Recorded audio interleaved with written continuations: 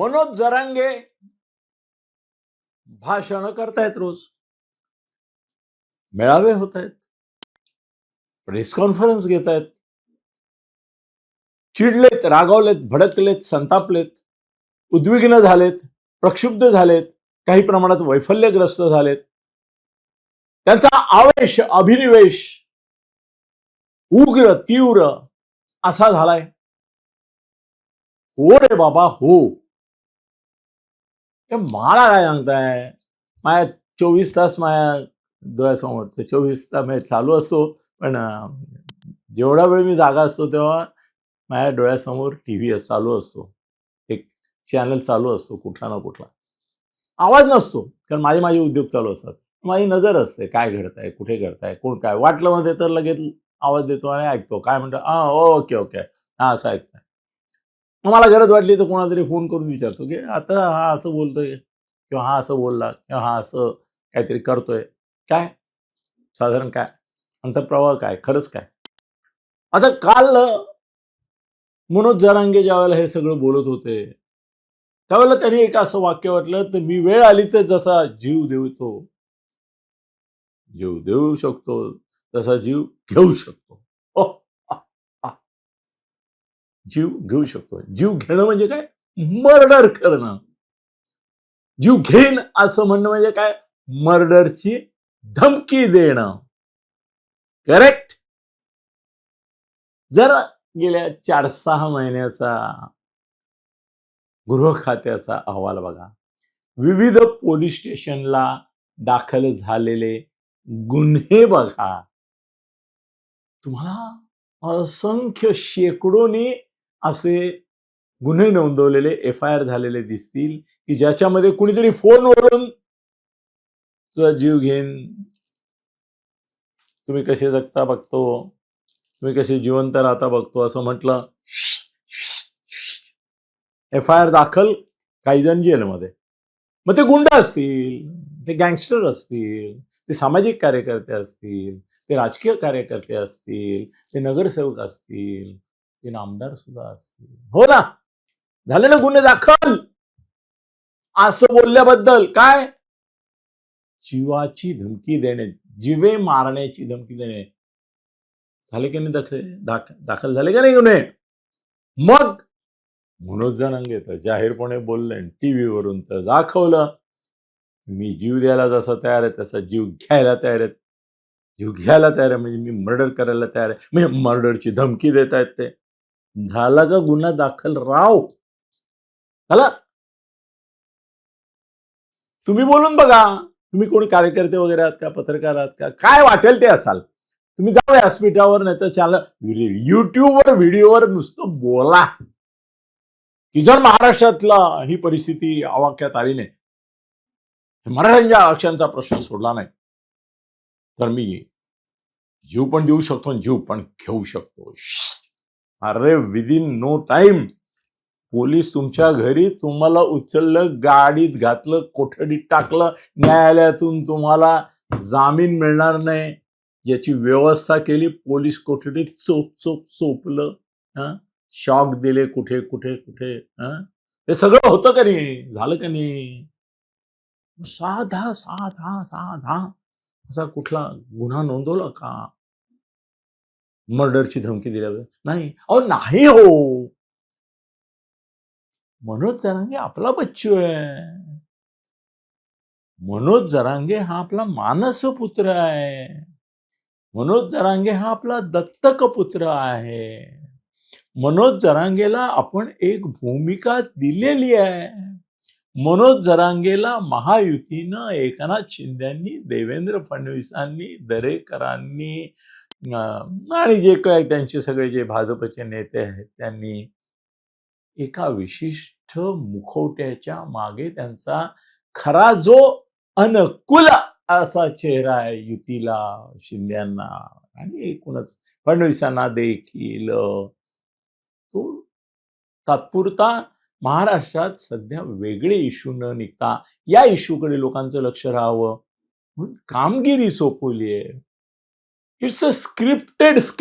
मी सांगतोय तुम्हाला, हे उपोषण आणि आंदोलन असं प्रतिकात्मक होईल किंवा होणार सुद्धा नाही, त्याच्या आधीच सुद्धा मिटलेलं असेल ते 29 ऑगस्ट आणि झालं तरी ते प्रतिकात्मक असेल. अगदीच काही न करता, कसं आहे, कष्ट न करता मिळालेला विजय, संघर्ष न करता मिळालेला विजय, त्याचं महत्व वाटत नाही ना अनुयायांना. नेत्यांना काही प्रश्न नसतो, अनुयायांना वाटतं मिलीभगत दिसते बरं का यांचा आतून काहीतरी गॅटमेट आहे. असं आंदोलनच नाही केलं, शिवीगाळच नाही केली. आणि आता लोकांना आवडतं असं शिव्या बिव्या घातलेल्या. आतमधून संगनमत असताना ठाकरे बंधू घालतात की नाही शिव्या काही वेळेला, किंवा ठाकरे एक घालतात की नाही शिव्या. हो ना, आणि किती घालतात, सगळेच घालतात. ओवेसी पण घालतो, प्रकाश आंबेडकर पण घालतात. आता प्रत्यक्षात भाजपला कशी मदत करतात. काँग्रेसचे काही नेते पण आहेत, राष्ट्रवादीचे आहेत, सगळ्यांचे आहेत. त्याच्यामुळे मनोज जरांगे विरुद्ध खटला झाला का, गुन्हा दाखल झाला का, नाही झाला, का नाही झाला, त्याचं काही त्यांना माहिती आहे की मर्डरची भाषा बोलावी लागते, ती काही खरी नाही. आणि कोणाचा खुना करणार होते, कोणाला मारणार. फडणवीसांना Z+च्या पलीकडली सिक्युरिटी आहे. कबूतरने उडत जाऊन त्यांच्या डोक्यावर बसू शकत. एकनाथ शिंदेना Z+ सिक्युरिटी आहे, त्यांच्या सगळ्या प्रमुख नेत्यांना सिक्युरिटी आहे. आणि ती फडणवीसांना तर पंतप्रधानांच्या जवळ ते गार्ड्स नाही आहेत फक्त याचे, SGP काय असतं त्यांचे त्याचे स्पेशल सिक्युरिटी गार्ड, ते नाही आहे, बाकी सगळं तेच आहे. फडणवीसांचा धमकी आहे ही मर्डरची. का? पहिला मुख्यमंत्री आहे ज्यांनी तुमच्याकरता मराठ्यांना संधी दिली, आरक्षण दिलं. ठीक आहे ना, 4 लोकांना काहीतरी नाकारलं त्यांचं. 40 तर भाजप आणि महायुतीतल्या नगरसेवकांना नाकारलंय. 40 झाली त्यांची संख्या. मी 27 सांगत होतो, मला काल करेक्शन आलं की अरे एकूण 40 लोकांचे ते आरक्षणाचे जातीचे दाखले रद्द झाले, यांचे 4च झाले. असं 4 करता तुम्ही जीव घेणार, कोण विश्वास ठेवेल. पण बोललं पाहिजे का नाही, बोललं पाहिजे, बोललंच पाहिजे. पण इतकंही नको, कुणीतरी एखादा प्रायव्हेट जाईल ना याचिका करायला की याने मर्डरची धमकी दिली, आणि ती कोणाला दिली त्याने सांगावं, आणि ती फडणवीसांना दिली असं मला वाटतं, असं म्हणावं. नाही, मनोज जरांगेंचा हा अवतार जो आहे ना, हा पडद्यावरचा अवतार आहे. हा पडद्यावरचा अवतार आहे, हा पडद्यामागचा नाहीये.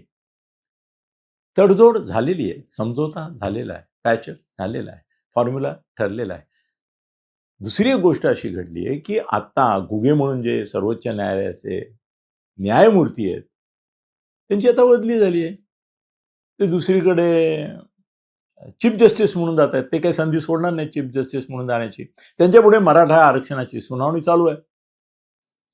याचा अर्थ आता जे काय पीठ नेमलेलं आहे, खंडपीठ, ते निकामी झालं, ते निष्क्रिय झालं, त्याचा काय उपयोग राहिला नाही. त्याच्या पुढली सुनावणी गेली.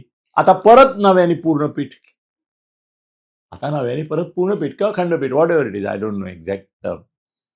त्याच्यापुढे नव्याने सुनावणी, त्याच्यापुढे नव्याने. मी तुम्हाला कधीपासून सांगतोय, सुप्रीम कोर्टामध्ये आरक्षणाचा विषय, मराठा सोहळा अजून पुष्कळ चालू आहे. ते पटेल बिटेल राजस्थानचं आहे, गुजरातचं आहे, पुष्कळ ठिकाणचे आहेत. देशाचं एकूण किती टक्के असावं हा सुद्धा विषय आहे. ही एवढ्या लवकर निघणार नाहीत. आणि महाराष्ट्रातलं मराठा आरक्षण तर सुप्रीम कोर्टात एवढ्यात निकाली निघणार नाही. मी कधीपासून सांगतोय. मला आत्ता एकाने सकाळी मेसेज पाठवला. तो म्हणाला, अनिलजी तुम्ही काल बोलताना बोलला की हे सुप्रीम कोर्टात खूप लांबणार आहे. तुम्हाला एक उदाहरण देतो. महाराष्ट्र आणि कर्नाटक बेळगाव सीमा प्रश्न, बेळगाव कारगाव निपाणी याचा जो सीमा प्रश्न आहे, तो म्हणाला मी तुम्हाला एक कागदपत्र पाठवते. त्यांनी मला कागदपत्र पाठवलंय. 2004 साली महाराष्ट्र सरकारने महाजन आयोग फेटाळल्यानंतर महाराष्ट्र कर्नाटक सीमा प्रश्नाबद्दल अपील केलेलं आहे सुप्रीम कोर्टात. कधी? 2004.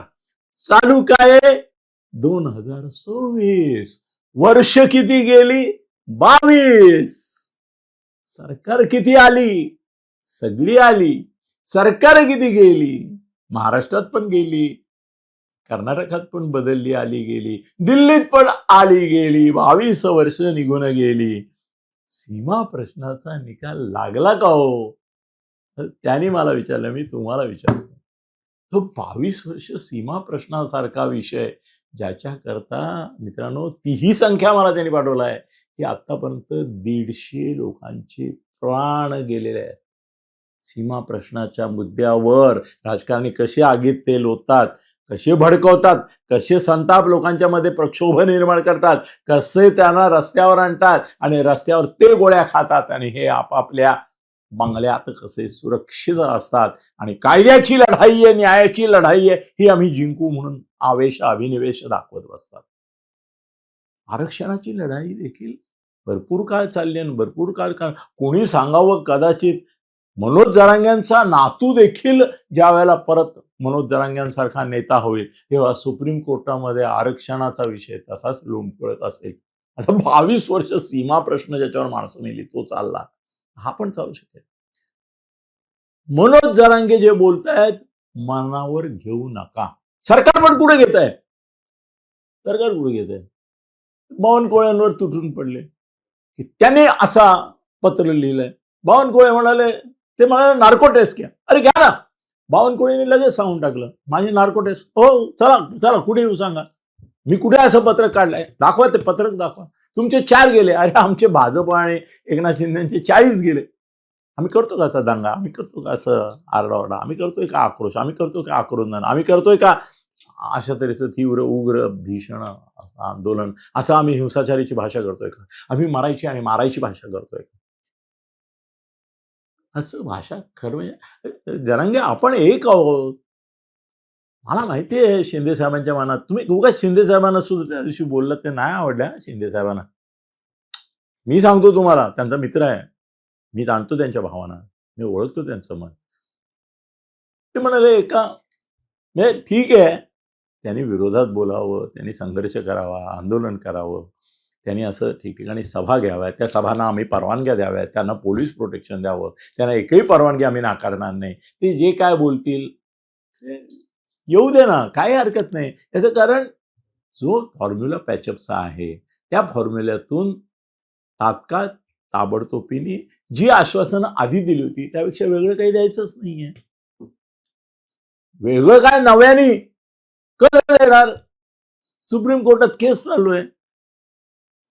मनोज जरांगे यांना सुप्रीम कोर्टाची नाही, सरकारला आहे ना मर्यादा. पण तरी देखील शिंदेना वाईट वाटलं. मी सांगतो, मनोज जरांगे तुम्हाला नाही माहिती आहे कदाचित, ते त्यांच्यापैकी कोणी बोलणार नाही, उदय सामंत बोलणार नाही, तर काही कोणी बोलणार नाही, आणि तुम्ही ते दरेकर पासून लाड पासून सगळ्यांनाच हे घेतलं. असं करायचं नसतं, लक्षात ठेवा. रामाला त्याचा हनुमंत प्रिय असतो, त्याचा लक्ष्मण प्रिय असतो, इवन विभीषण पण प्रिय असतो रामाला. हे सगळे त्यांचे टीम आहे, एकनाथजींची टीम आहे. बावनकुळे, संजयने आरोप केला की बावनकुळे हे उत्तराधिकारी आहेत फडणवीस जर दिल्लीला गेले तर, मुख्यमंत्री आहेत. आणि ही गोष्ट आता खरी आहे की आता सर्वात निकट कोण आहे फडणवीसांच्या? बावनकुळे आहेत. आणि बावनकुळे असे स्वभावाचे माणूस नाही की ते त्यांच्यावर हुकूमत चालवतील फडणवीसांवर, फडणवीसांना भारी पडतील. ते काय अमित शहा नाही आहेत. अमित शहांचं आणि मोदींचं नातं आहे, त्याच्यामध्ये अमित शहा मोदींना काहीतरी ऐकू शकतात, सुनवू शकतात, सांगू शकतात, समजावू शकतात, आदेश उपदेश संदेश मध्ये कुठेतरी घोळ घालू शकतात. बावनकुळे हे त्यांचे हनुमंत आहेत. कोणाचे? फडणवीसांचे. ते सांगतील ते करणार. स्वतःच्या शेपटीला आग लावून लंका जाळणारा माणूस आहे तो. शेपटी कोणाची जळतीये? हनुमानाची जळतीये. तशी बावनकुळेंची या प्रकरणामध्ये शेपटी जळतीये. तुम्हीच आग लावले मनोज त्यांच्या शेपटीला. पण तो रामाचा माणूस, रामदूत आहे तो. त्यामुळे बावनकुळ्यांबद्दल बोलला तुम्ही ज्या पद्धतीने, ते बावनकुळ्यांना आवडलं नाही, ठीक आहे, पण त्यांनाही इन्स्ट्रक्शन आहे बोलायचं नाही. आपला माणूस आहे. उद्या याच माणसाबरोबर बसून आपल्याला मराठा समाजाची मनं जिंकायची आहेत, मतं जिंकायची आहेत. त्यांनी सांगितलं 22 लोक मी निवडून आणले शिंदेचे. शिंदे काय म्हणतात? आणले म्हणतात. उलट आहे की शिंदे आणि फडणवीस यांना असं वाटतं की निवडणुकीच्या काळात विधानसभेच्या मनोज जरांगेंनी भूमिकाच नाही घेतली. तळ्यात मळ्यात करत बसले आणि जे काय निवडून यायचे ते आपल्या बळावर आले.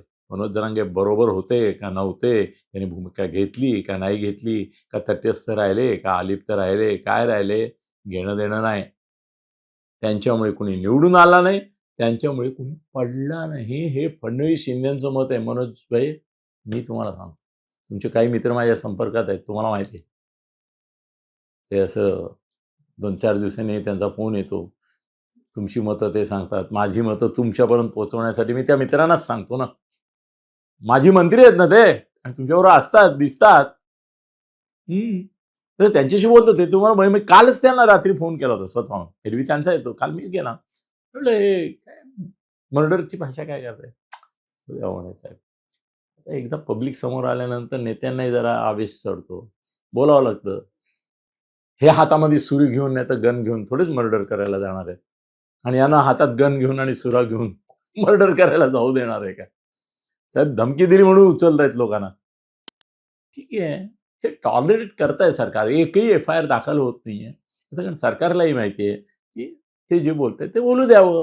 एक किटली आपली प्रेशर कुकर फुटू नये म्हणून राहुल गांधीचं हे करण्यासाठी याला उभा केला त्यांनी, दीपकेला. इतके तर हुशार आहेत मोदी शहा. मनोज जरांगे आता जे काय करतायत ते मनोज जरांगेच जोपर्यंत पटलेले आहेत, मनोज जरांगेच जोपर्यंत आपल्या बरोबर आहेत, तोपर्यंत यांना त्यांच्या विरुद्ध दुसरा उभा करायची गरज नाहीये. तो मनोज जरांगे म्हणाले संभाजीनगरला एका नेत्यांनी माझ्या विरुद्ध जे लोक आहेत त्यांना हे करायचा प्रयत्न केला, सपोर्ट करायचा प्रयत्न केला, बैठक झाली. एकनाथ शिंदेशी बोललो मी त्या विषयावर. ते म्हणाले आता आमच्यापैकी कुणीही केव्हाही कुठल्याही नेत्याला भेटतात, आमच्या इकडे स्वातंत्र्य आहे, एकत्र बसतात, चर्चा करतात. पण मनोज जरांगेंच्या आंदोलनाच्या संदर्भामध्ये भूमिका घेणं हे आवश्यक आहे आम्हाला. मनोज जरांगेंच्या माध्यमातून मराठा समाज आम्ही जोडला आहे. त्याच्याकरता मनोज जरांगेंना आम्ही तळहाताच्या फोड्यासारखं सांभाळलंय. त्यांच्या विरुद्ध कशाला काय करू? आणि त्यांना खच्ची करून आज मराठा समाजाला कोण दुखवेल? आमच्याकडे मी विचारलं, हे असं म्हणाले, ते म्हणाले साहेब सर्व विषयावर चर्चा झाल्या. मराठवाड्याच्या विकासापासून आपल्या पक्षाचे पदाधिकारी कोण अजून हवेत नको तिथपर्यंत, कोण कोण फुटणार आहे तिथपर्यंत, अशा चर्चा झाल्या. मनोज जरांगेंचा विषय निघाला की बाबा काय करायचं, तर त्यांना ऍक्च्युली ज्या नेत्याच्या घरी बैठक झाली ना, त्याने असं सांगितलं की मनोज जरांगे आपले आहेत, ते आपल्यासाठीच काम करतायत, आपलंच काम करतायत. मराठा समाजामध्ये त्यांची ती लोकप्रियता टिकून राहणं, त्यांची उपद्रव शक्ती आहे, हा आभास संभ्रम भ्रम कायम ठेवणं हे सरकारच्याही हिताचं आहे. फायनली जे काय होणार आहे ते कोर्टाच्याच आदेशाने होणार आहे. आणि असं 4 लोकांची रद्द झाली म्हणून एवढा थेथाट तळतळाट आणि हे करायची काही गरज नाही, पण केलाही पाहिजे. नाही तर काय बोलणार, काय सांगा मला. 29 ऑगस्टला आंदोलन आणि उपोषण आहे, त्या दिवसापासून गप्प बसायचं. दौरा केला पाहिजे, तर दिल का दौरा पडेल पत्रकारांना, निदान मीडियाला असं काहीतरी बोललं पाहिजे. ते बोलतायत. ते कोणाचं मर्डर करणार नाही, त्यांचं मर्डर करण्याचं मनात नाही आणि ते जीव पण देणार नाही. एवढ्या वेळेला उपोषण केलं आणि मागे घेतलं, तो माणूस जीव देण्याकरता उपोषण करील का? अरे वांगचुकनी पण 26व्या दिवशी मागे घेतला. अण्णा हजारेंनी तो उपोषणाचं जागतिक गिनीज बुक ऑफ रेकॉर्ड मध्ये गेले. एखादाच दिसतो तो अग्रवाल सारखा, ज्यांनी गंगा जला करता 103 दिवस उपोषण केलं आणि गेला. रामलू सारखा आंध्रच्या निर्मितीच्या वेळेला त्यांनी उपोषण केलं गेला. ती एक काय शालुनी जरोम काय तिचं नाव, तिने तर 16 वर्ष उपोषण केलं. मी अजून विचार करतो की 16 वर्ष, आणि एवढं करून 90 मतं नाही पडली तिला. उभी राहिली लोकसभेला का विधानसभेला, तर 90 मतं नाही पडली. 16 वर्ष उपोषणाची ही अशी कथा होती. असं उपोषण करून आणि आंदोलन करून, तिचं शरोमी काहीतरी नाव आहे बघा, ती याच्यामध्ये अरुणाचलमध्ये उपोषणाला होती. 16 वर्ष उपोषण केलं. सत्याग्रह, त्या गोहत्या बंदीच्या संदर्भात देवनागर कत्तलखान्यासमोर 25 वर्ष सत्याग्रह झालं. त्याची 25शी सेलिब्रेट केली त्या लोकांनी. कसली 25 वर्ष केली. रोज सकाळी 10-15 गोभक्त जायचे आणि आंदोलन करायचे, अटक करून घ्यायचे, सुटका व्हायची 1 तासावर. आता झारखंडमध्ये एवढं मोठं आंदोलन पेटलंय, ते काँग्रेस विरुद्ध पेटलंय, भाजपवाले एन्जॉय करतायत. आता निवडणुका आहेत, निवडणुकांचं वातावरण सुरू होणार. आता उत्तर प्रदेशमध्ये आदित्यनाथचा हुकमी एक्का काय असणार आहे? हिंदुत्वाचं कार्ड खेळणार तो, दुसरं काय खेळणार?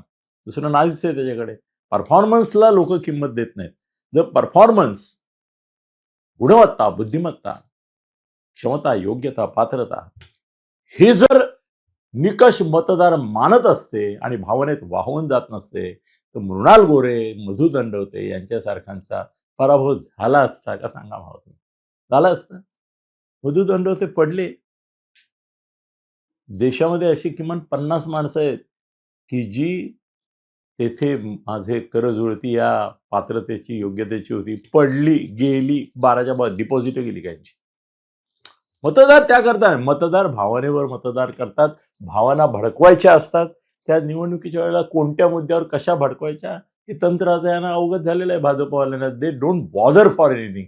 ते त्यांच्या पक्षातल्या विरोधकांनाही बॉदर करत नाही. त्यांना हवा असेल तर ते प्रशांत किशोरला निवडून आणतात, तसं आणलं त्याने. त्यांना दाखवायचं होतं की हा सारखा ईव्हीएम बद्दल बोलतो ना, चल तुलाच निवडून आणतो. तो निवडून आला, ईव्हीएमची गोष्ट संपली की नाही? विरोधकांना चान्स देत नाही तुम्ही, गोष्ट संपली की नाही?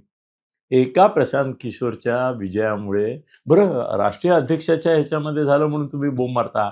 अरे आदित्यनाथ जो मुख्यमंत्री झाला आणि मुख्यमंत्री झाला म्हणून त्याने लोकसभा सोडली, ती लोकसभा सुद्धा जिंकली नाही भाजपने. काय फरक पडला? काय नाही, आदित्यनाथ मुख्यमंत्री म्हणून तो यशस्वी झाला. लोक विसरून गेले की त्याच्या मतदारसंघात सपाचा आला होता. अयोध्येला राम मंदिर झाल्यानंतर पडला ना, सपाचा उमेदवार आला ना, भाजपचा पडला. असं होतं म्हणून कोण काय बादर करत नाही. त्यामुळे पाडले का, आणले का, घेतले का, काय काय nobody bothers, they know. तुम्ही जर पाडले तर 232 कुठून आले, आकाशातून पडले का? असे प्रश्न विचारायचे नसतात. आपण आपला माणूस आहे ना, आपण सांभाळून घ्यायचं. त्यामुळे काही नाही, मर्डर, मारून टाकीन वगैरे वगैरे हे बोलले. आपण क्षमाशीलतेनेच त्याच्याकडे पाहिलं पाहिजे. कारण ते जे काय बोलतायत ते आपल्याला हवं तेच बोलतायत. वातावरण तापवत आहेत वातावरण. तापलंच पाहिजे. त्या तापल्या तव्यावर मनोज जरांगेची थोडीच पोळी भाजणार आहे. पोळी भाजणारी ती महायुतीचीच पोळी भाजायची आहे वगैरे. त्यामुळे तवा तापवायचं काम आहे. मला दत्ता सावंतच्या बरोबर मी भाषणाला जायचो, 5-5 लाख लोक समोर असायचे. दत्ता सावंत मला नेहमी सांगायचा, अनिलजी तवा तापवून ठेवा. म्हणजे वाटेल ते बोला, वाटेल तसं बोला, दे धमाल बोला, दे आक्रमक बोला, दे आक्रस्ताळ बोला, जे आक्रंदक बोला. संजयला सांगतो ना, उद्धव तू जरा तवा तापव, मग मी माझी पोळी भाजतो. आता त्याची पोळीच इतकी कच्ची असते, ती भाजली जाते, तो भाग सोडा. पण तवा तापवण्याचं काम मनोज जरांगे सांगितल्याप्रमाणे करतायत. ते कोणाचा मर्डर बिर्डर करणार नाहीयेत, कुणाला चापटे देखील नाही मारणार आहेत. त्यांच्या विरोधकाला किंवा मंत्र्याला किंवा अगदी बावनकुळे जाऊन असे उभे राहिले त्यांच्या समोर तरी ढुंगणावर टापट मारणार नाही. उलट गालावर चापट म्हणतील, लबाड मला माहिती आहे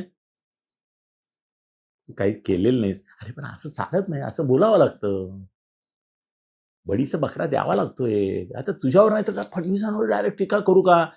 उलट तुम्ही माझे आभार मानले पाहिजे की मी फडणवीसांना कमी टार्गेट करतो, शिंदेना कमी टार्गेट करतो. ते माझ्या आका आहेत बाबा. ते आका आणि बाकाला कोण दुखवेल? तू बरा एक मला सापडलास बडीचा बकरा, तुला ठोकून घेतो ना. एवढं वाईट वाटायचं नाही. शंकरराव चव्हाणांपासून 5-6 मुख्यमंत्र्यांबरोबर काम करत असताना मी त्या मुख्यमंत्र्यांनाही सांगितलं आणि त्यांच्या ज्या जवळच्या लोकांवर टीका व्हायची त्यांनाही सांगितलं की यांच्यावर टीका होऊ नये असं वाटत असेल तर ही टीका तुम्ही स्वीकारा. एकनाथ शिंदेची ही 2 माणसं ही लोकांची टीका अंगावर घेण्याकरता आहे की लोकांचं समाधान झालं पाहिजे ना. एकनाथ शिंदेवर डायरेक्ट नाही केली ते टीका केली त्यांच्यावर. फडणवीसांकडे अशी 4 माणसं आहेत की ज्यांनी टीका सहन करणं हेच त्यांचं काम आहे. दरेकर आहे त्यातलं एक, प्रसाद लाड आहे, मोहित कंबोज आहे, असे आहेत ना 4 माणसं आहेत त्यांच्याकडे की ज्यांनी ते सगळे टीका बिका त्यांच्यावर घ्यायची. आणि समोरच्यांची पण अशी हिंमत नसते की फडणवीसांचं नाव घेऊन करायची. पण त्यांना फडणवीसांना बोलायचं तर असतं, मग लेखी बोले सोने लागे ते करतात. त्यामुळे don't worry, be happy. Manoj Jarange, आम्ही काय रागवलेलो वगैरे नाही. मी सांगतो तुम्हाला, एकनाथजी पण रागवलेले नाही, थोडे नाराज झाले. इतकं पण नका करू, इतकं पण नका करू, अतिरेक नका करू. तुम्हाला सांगितलंय ना, तुम्हाला दिलंय ना, परवानगी दिली आहे ना, मग तिचा दुरुपयोग नका करू. परमिट दिलंय तुम्हाला, पण त्या लायसन्स दिलंय तुम्हाला, पण दंगा करायचं नाही दिलं तुम्हाला. विरोधी बोलायचं दिलंय. आणि 29 तारखेला आपण बसतोय ना, आंदोलन उपोषण करून बसायचं आणि ते पॅचअप फॉर्म्युला जाहीर करायचा, आश्वासनं घ्यायची आणि उपोषण आणि आंदोलन मागे घ्यायचं. ते टेक्निकल गोष्ट आहे, आपण ठरवू, त्याला काही अडचण नाही. इतकं मारून टाकीन वगैरे, मर्डर करीन वगैरे नका बोलू प्लीज. नेहमी तुम्हाला मी सांगतो, तुम्हाला मी फडणवीस आणि शिंदेच्या वतीने मी तुम्हाला सांगतोय, उगाच त्याच्यामुळे कायदा सुव्यवस्थेचा प्रश्न असा निर्माण होईल की कुणीतरी याचिका करेल आणि सरकारला न्यायालय विचारेल की एवढे 100 लोक तुम्ही फोनवरून धमक्या दिल्या, भाषणात धमकी दिली, म्हणून दिली. अरे त्या लोकांनी शिवी दिली किंवा टीका केली म्हणून तुम्ही नारायण राणे सारख्या केंद्रीय मंत्र्यांना जेवणावरून उठून तुरुंगात घेऊन गेले होते ना, हो की नाही? मग असं नका करू. इट्स ओके, लिमिटमध्ये राहा. तुम्हाला तुमच्या मर्यादा माहिती आहेत. तुम्ही यांची अवकात काढतात, या दोघांना तुमची अवकात माहिती. पॅचअप आहे ना आतमध्ये, मित्र आहात ना तुम्ही, त्यांचे हितचिंतक आहात ना. आणि तुम्हाला खात्री आहे ना की फडणवीस आणि शिंदे तरच तुम्हाला काही ना काही निदान कोर्ट काही म्हणाले तरी न्याय देण्याचे ते प्रयत्न करणार. फडणवीस करतायत प्रयत्न, याच्याबद्दल तुमचं दुआ. आणि असं कसं चालेल? मग तुमचा राज ठाकरे नाही का होणार? एक दिवस गणपती बाप्पा मोरया, मोदी बाप्पा मोरया करायचं आणि दुसऱ्या दिवशी विसर्जन करून म्हणायचं इथं शाडूची माती होती. नाही चलता यार, ऐसा नाही चलता है. मनोज, शिंदे आणि फडणवीस तुम्हाला सांभाळून घेत आहेत आणि घेणार आहेत. तुम्ही त्यांचे आहात याच्याबद्दल त्यांची खात्री आहे. लोकांना ती खात्री पटू नये याच्याकरता त्यांना प्रयत्न करावे लागतायत. हे मी बोलतो ना, तर मला ते येतात सूचना अशा, किंवा तुम्ही कशाला सांगता की ते आपलेच आहेत. आपले नाही येत असं वातावरण ठेवून हे सगळं घडवून आणायचं आहे. तुम्ही बिनधास्त सांगता. मी म्हणलं नाही, समाजामध्ये अस्वस्थता पसरते, मराठी जेन्युइनली असं मग प्रश्न करतात. मला मनोज जरांगेंवर पण हे शेकायला नको आहे. त्यांचा अभिजित दिपके व्हावा अशी माझी इच्छा नाही आहे. मनोज जरांगेंचा मान राहायला पाहिजे, सन्मान राहायला पाहिजे. त्या माणसाने उपोषण केलेलं आहे, त्याग केलेला आहे आणि असा तो सरळ साधा पारदर्शक माणूस आहे. तो काही पोचलेला राजकारणी नाही आहे. तो सरळ आहे, तो भावनाशील आहे, उद्रेकशील आहे. आता आपले बच्चू कडू काय वाटेल ते बोलतात की नाही? काय करतो आपण? काय नाही करत. खासगीत भेटल्यानंतर काय बच्चू कडू काय, मला माहिती नाही एकनाथ शिंदे काय तुम्ही तर लयच लावला जोर. जरा सांभाळून घ्या, आपण महायुतीत आहोत असं सांगतात. मनोज जरांगे, तुम्ही एका महान युतीमध्ये आहात, सांभाळून घ्या. बोला बोला, पण जीभ ही जीभ राहू द्या, ती इंगळीची नांगी होऊ देऊ नका. एवढं पथ्य पाळा. बाकी आम्हाला काही म्हणायचं नाही. धन्यवाद.